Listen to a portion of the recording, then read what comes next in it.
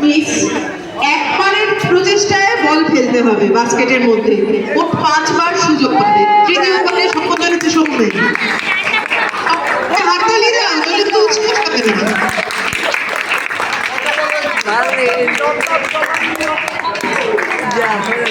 সৌমেন একটা বল ফেলতে পেরেছে।